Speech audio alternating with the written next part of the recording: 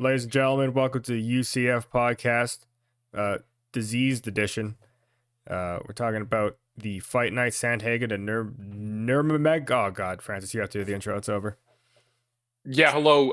This is my co-host Say his Clark. name. I'm Francis, and we're coming on the heels of UFC Fight Night Sandhagen versus Nurmagomedov.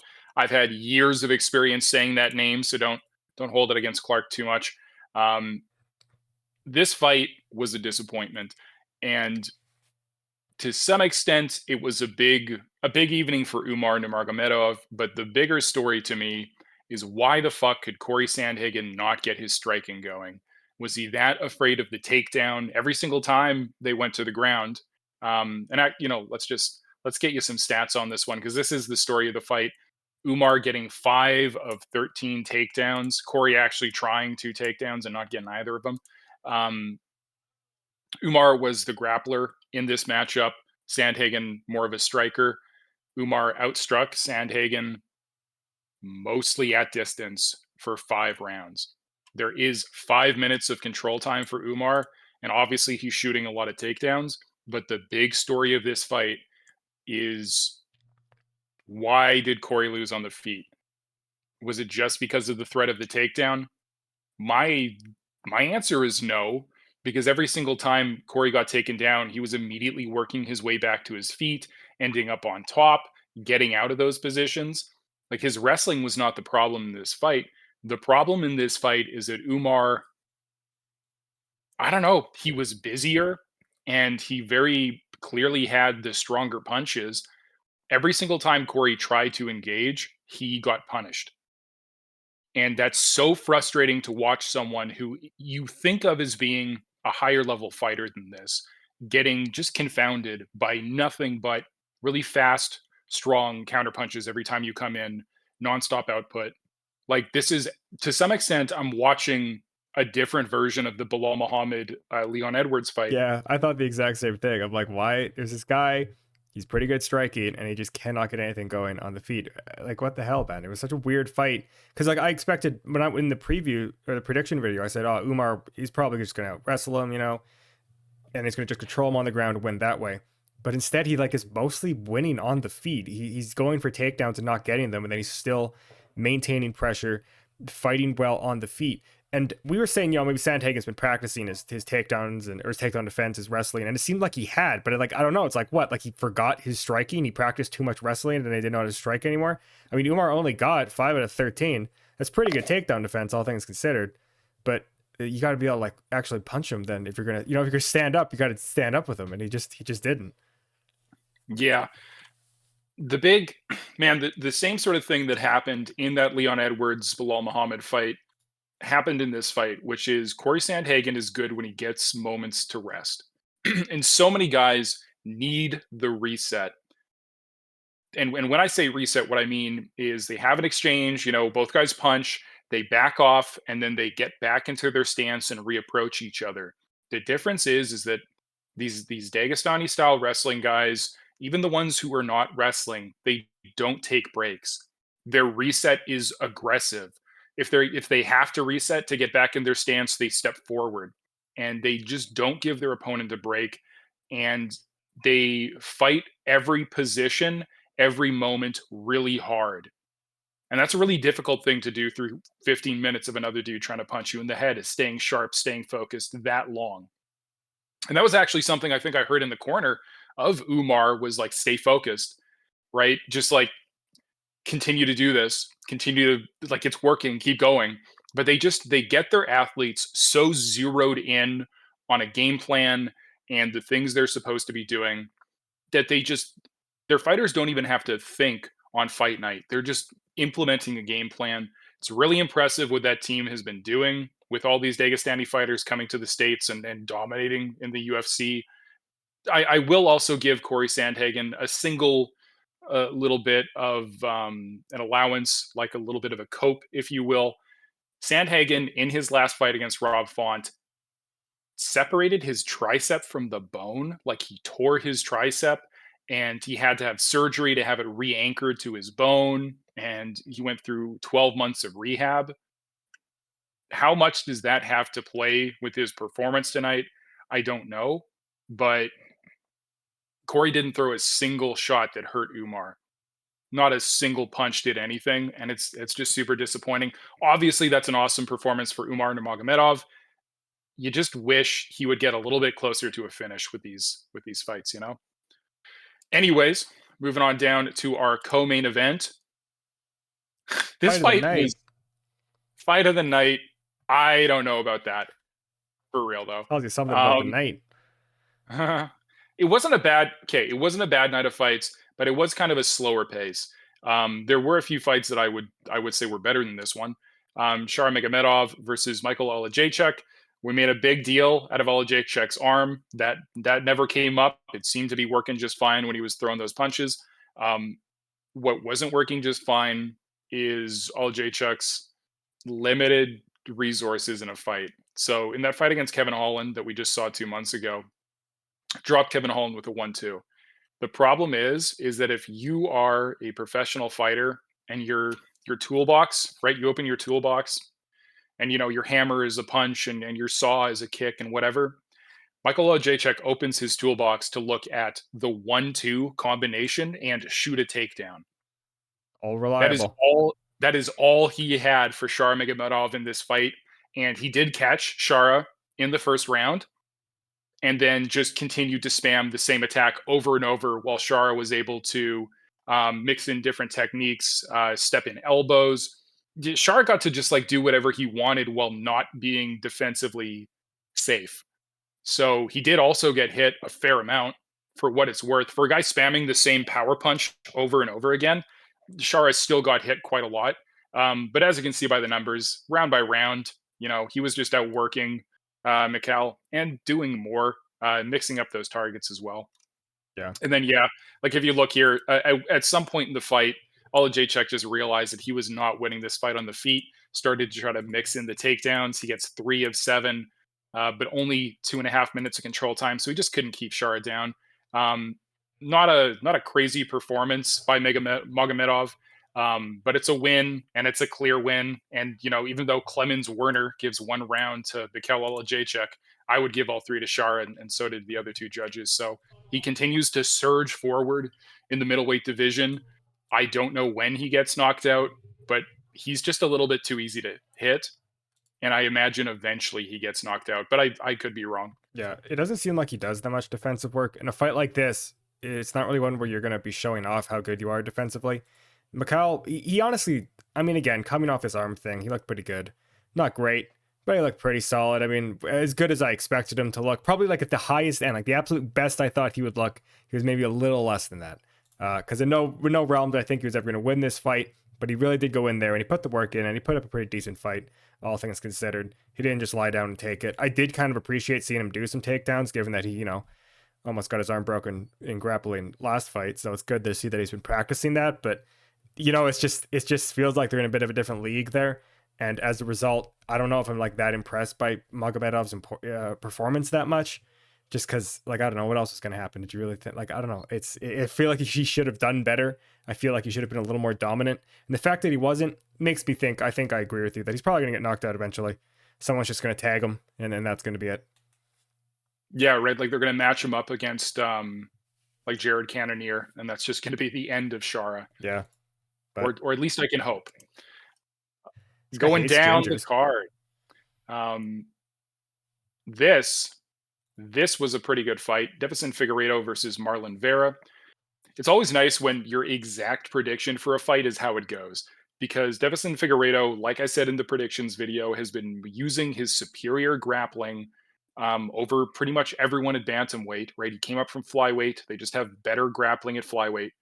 And he's been using that better grappling to chain together wins here at 135 pounds. This was no different. Um, Striking numbers are pretty close. Actual landed pretty close, but Divison is able to dodge most of what Marlon Vera was throwing. And then, even though he only gets 2 of 14 takedowns, he's just pushing the pace and right like 14% takedown accuracy. But guess what? That kept Vera busy. It kept him from being able to land on Figueiredo. And the same problem that Vera has been having his entire UFC career, he just cannot get around the fact that he can't get busy. He's a slow starter. He takes a long time to get going. And even as you can see, like through round 1 to round 3, like his output is what, tripling? But it's just too little too late. And by that time in the fight, right, Figueiredo is just mixing in the takedowns every time Vera loads up on a shot. Really impressive performance from Devison Figueiredo. You kind of expected Vera to take another L after that huge beatdown he took for the title. But hey, man, I'm really impressed. I'm really impressed with our former flyweight champion moving up. I'm curious who can even stop him now at bantamweight, which, good God, right? Bantamweight being one of the best divisions. Well, fuck, who's going to be able to deal with Devison Figueiredo? I can't wait to find out. We saw one in the top 3 next. Yeah, Yeah. kind of a funny fight in that Vera's like takedown defense stat has now been padded to hell and back because he stops, I think, 12. But the issue is that even if you're not getting those takedowns, it's an interruption. And honestly, I think for most guys, it wouldn't be very effective to just be doing that and not really get it anywhere. But for Vera, it prevented him from locking in and getting those strikes in that he needed to get in to win these later rounds. Which I don't know. I feel like he should have done better. It should have been easier to punish. He should have began reading when they were going to come. He should have. I don't know. There were so many things I feel like he could have done better that I kind of hoped that he would do better. And he just couldn't get her going. So that's too bad. But pretty clear win for Figueiredo. He's looking good out there, man. And moving down the card. Uh-oh. We had to put the Pour dog one down. You know what? I'm He actually was going to old. say you don't even have to pour one out. This wasn't that rough of a performance for Tony Ferguson.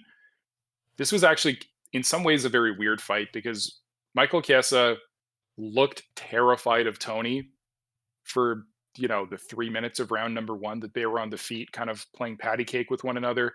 As you can see, Chiesa, it doesn't land anything at range. Michael Chiesa is just like 1 or 2 steps above where Tony is right now in his career. Chiesa has not looked good in probably as long as Tony hasn't looked good, honestly. But he is still like an active fighter who can actively fight, whereas Tony Ferguson cannot. Chiesa shot the one takedown, got the submission right away. It hurts, man. It hurts to see Tony tapping, but at least at this point, you can tell he's not trying to kill himself in the octagon anymore. There was a time where it really felt like he wanted to go out on his shield in that way. He left I should say, Tony Ferguson after the loss. Chiesa gave him the mic, gave him all the airtime because Chiesa knew, I think, that he was going to take some negative. He was going to have like a negative to his reputation with the fans if he brutalized Tony Ferguson. So very clean takedown, very clean choke. Tony taps, gives Tony the microphone.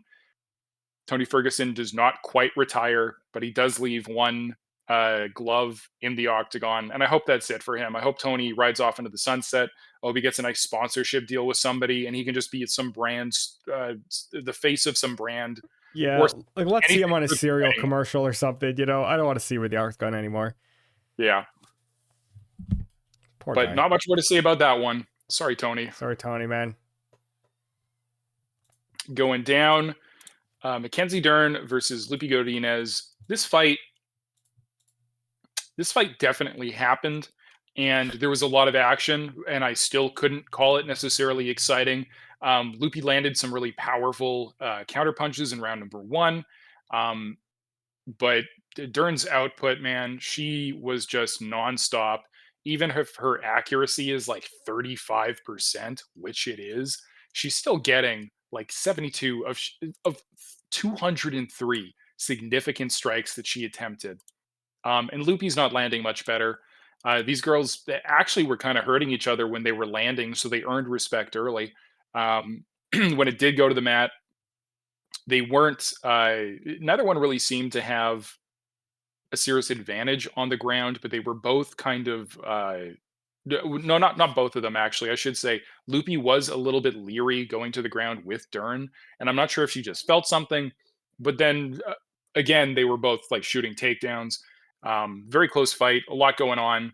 I thought Dern won. We picked Lupi Godinez. It was a close fight, but not too mad either way. I don't necessarily think that Loopy maybe won the whole thing, but I was kind of expecting a split decision, and I'm a little surprised there wasn't one here. A very close fight. Both of them looking pretty good. Like all things considered, but not.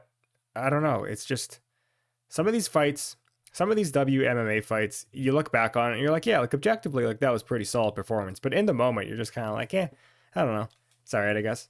You go up and get another drink or something. But these ladies did go at it, and you got to respect them for that. And I don't know, whatever. Loopy got it was robbery. Fuck you. I'm just gonna say, Fair, fair. fuck this fight. Um, Fuck the judges. Going down, the judges weren't necessary for this one. But Joel Alvarez versus Elvis Brenner. This, honest, I get why they didn't give it fight of the night, but he waited all the way until round number 3 to get this knockout, and it was brutal when it came. The story of this fight really is this significant striking accuracy number. Elvis Brenner was trying to get to Joel Alvarez, but Alvarez, man, that height and reach advantage, this is where it really plays a role. Or reach Is watch happens, man. Yep. Brenner was just way undersized and did not have a plan to be able to get into range. Or if he did have a plan, it wasn't working. But I don't think he did have a plan to shift into range because Joel Alvarez walked him down for 3 rounds, really did not do a whole bunch. And the commentary team was talking about it. Alvarez did not waste an ounce of energy.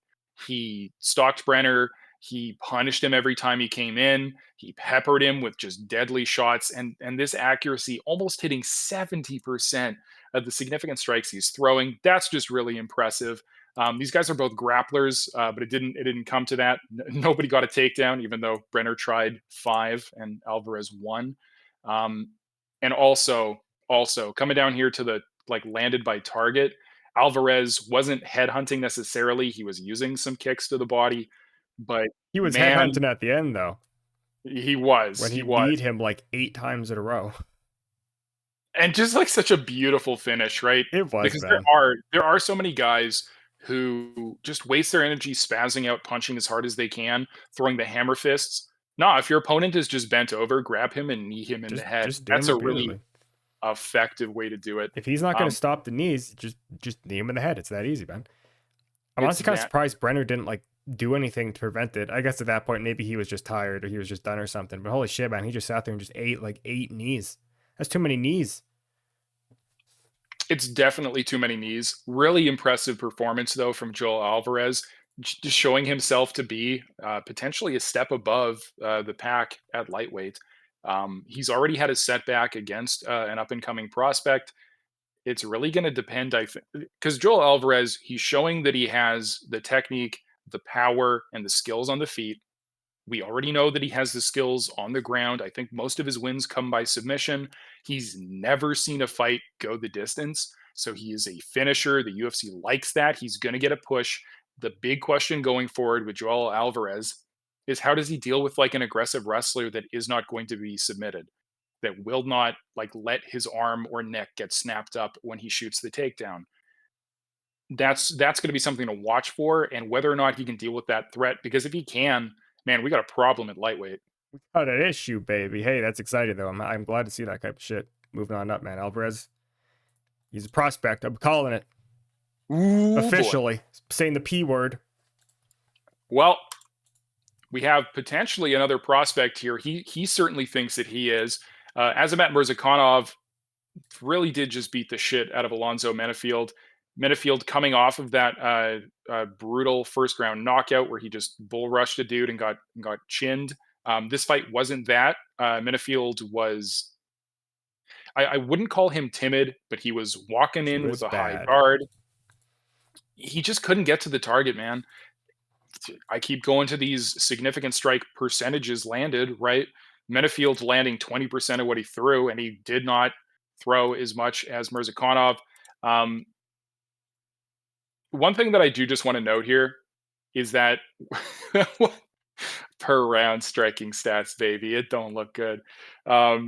Menafield just could not land. There was a few times where he caught, Azamat not being defensively sound and loading up a little bit too much, but didn't didn't hurt him. Didn't hurt him any of the times that he landed. And really, the right before the finish, it looked like Azamat was slowing down. And if we double check real quick, yeah, this was at 3 minutes of round number 2.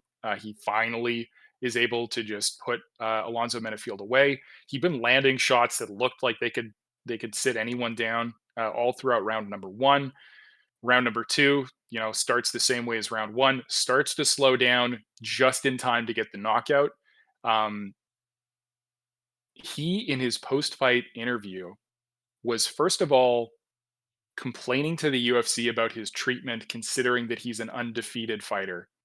And he's like, "How about I'm not on the prelims anymore?" I don't know how that attitude is going to do for him, but he is an undefeated kickboxer who's getting finishes. So, Yeah. I mean, um, we know the UFC loves fighters that bitch about that kind of thing, but honestly, mm, I don't even care, man. Fuck it, whatever, dude. The fighters get treated like shit so often. I'll let them bitch. I won't even hold it against them. And honestly, like, yeah, I don't think he's that good at the end of the day, but it wasn't a bad finish. He was mixing in some uppercuts and shit and just tagged him right on the chin. Good follow up. I mean, it's light heavy. What else can you ask for? Put him on a main fucking card, Dana. give him his fight night main event already, Right? so Give we him can the watch him. fight night main event. Let him get knocked out. We know he's going to gas in round number two, so give him 5. Moving down. Oh man, this one was just sad to watch. Really, Muhammad Yahya versus Kwawe Fernandez. The UAE warrior got his ass whooped in less than a round. Couldn't do anything. I'm willing to say he had zero success in this fight. And when we were speculating on why the odds were so in the favor of Fernandez, even though he only has one UFC loss to his name within the organization, now we have the answer. Now It's we because have the Muhammad answer. Yahya can't fight. Like And genuinely, like why sad this is almost. his chosen profession, I don't know. But there was such a power and speed disadvantage beyond just like nothing being thrown by Yaya. It was like the first shot that Fernandez landed completely stopped everything Yaya was going to try to do. And he just started to circle on the outside, get beat up. And actually, Dean Thomas, they brought him in just, I assume, because he wanted to say it, to say Yaya is about to get knocked out if he keeps doing this. And, sure enough, immediately after, Fernandez lines it up, cracks him, finishes him on the floor. I just just like a mismatch, honestly, a mismatch Yeah. between two dudes that you didn't even know could be mismatched. Like this is the danger of like, oh, we got to put like a UAE guy in here because holy shit, man, these guys should not have fought. This was like closer to a fucking mob hit than it was a fight. You can't even say Fernandez. I mean, yeah, like he looked good, obviously, but fuck, dude, I don't know. You put fucking Yaya against a guy in a wheelchair, he'd probably look pretty good. So, God damn. All right, well, not a lot of what else nice can you things to say, say dude? about Yaya, but hey, it's Wow, always nice to get a KO on your record, Fernandez. true, very true. Good job, Fernandez. Before that, this is a fight that genuinely uh, just really upset me to watch. Shamil Gaziev versus Dontel Mays was a very sad fight to watch. There was a few of them on this card that you were kind of grimacing as you watch the minutes tick down. A real grimace moment for me was the start of round number 3 when Shamil got another takedown, and I heard Daniel Cormier say Dontel is going to spend the rest of the next 5 minutes on his back because it's just too much effort to get up. I hate heavyweight wrestling. I hate heavyweight wrestling. And what's worse is that I hated the heavyweight striking in this fight as well. Dontel Mays, I don't think was even looking at the targets that he was punching at. Shamil, for what it's worth, just landed a jab. That's mostly what he had to use here. If you look at these, striking stats, 46 of what he threw were significant. Total strikes 114.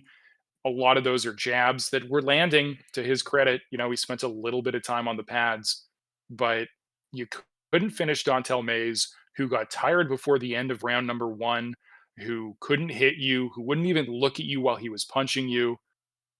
Just like a really bad performance from Dontel Mays. I expected better from him. I expected him to at least look faster than Shamil, but he didn't. Um, Shamil, on the other hand, not looking good on his end either. Gets this win because he got to lay on another dude for 11, almost 12 minutes.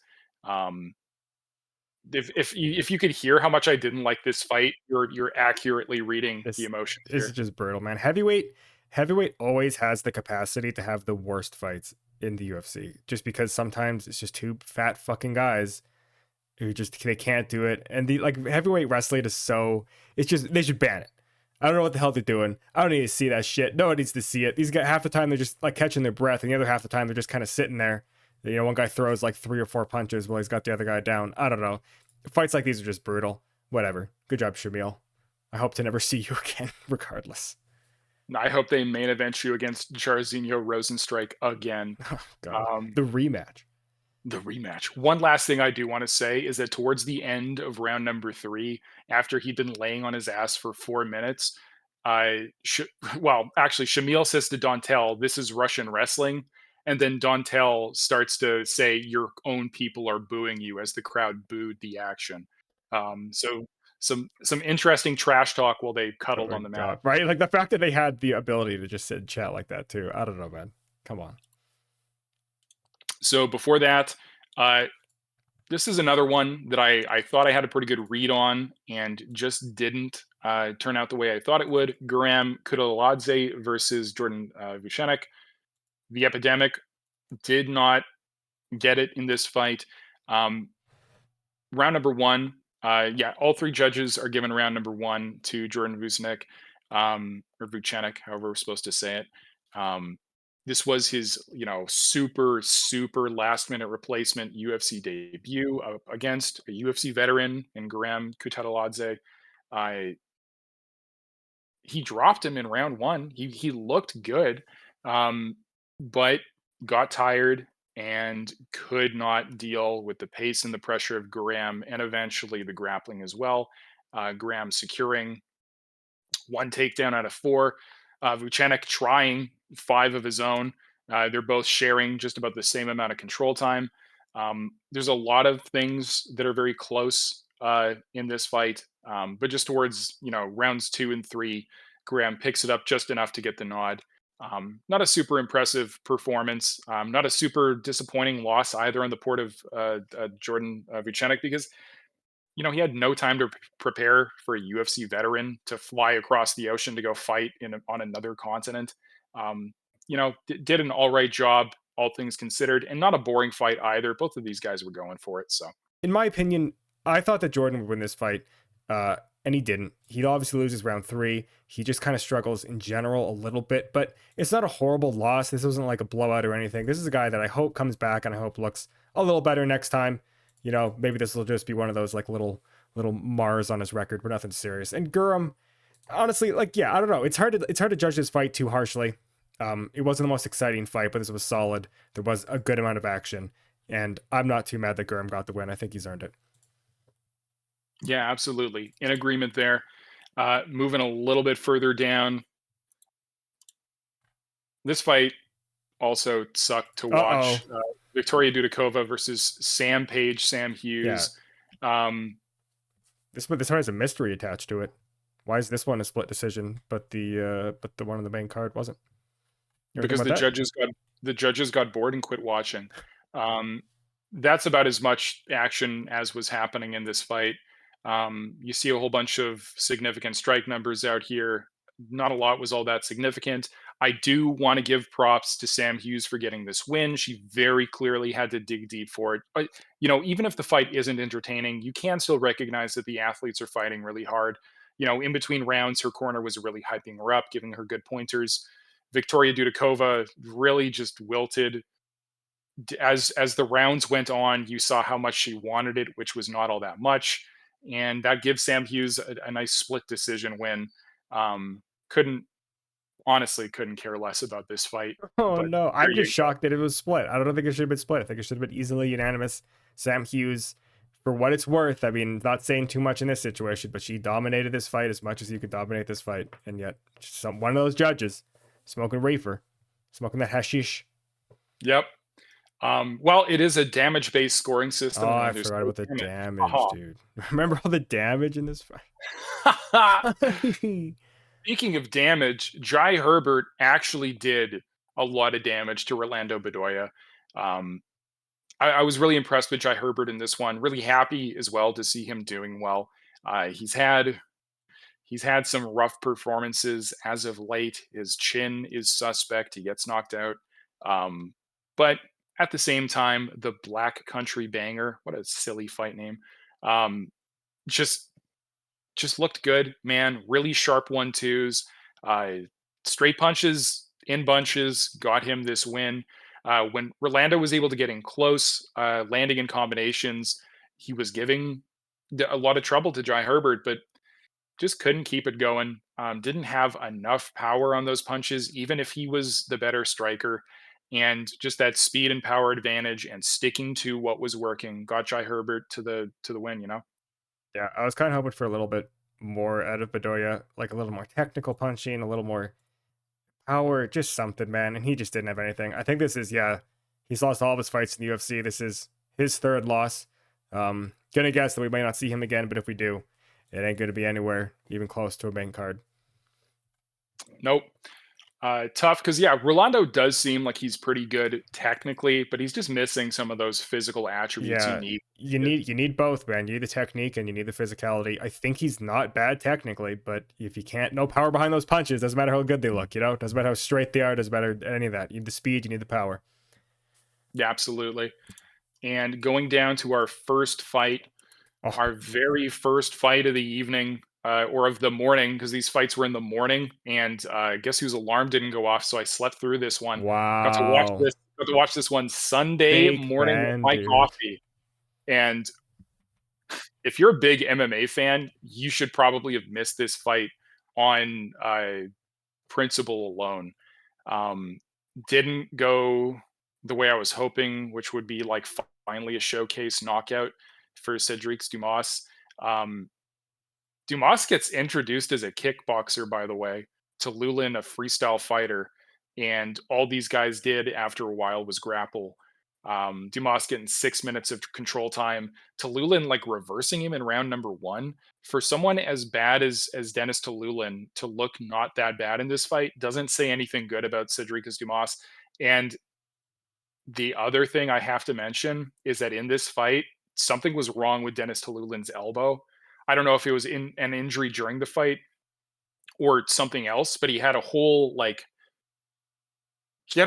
toe growing off of one of his elbows. Like that size and shape of a protrusion Another on limb one of coming out. yeah, just didn't look good.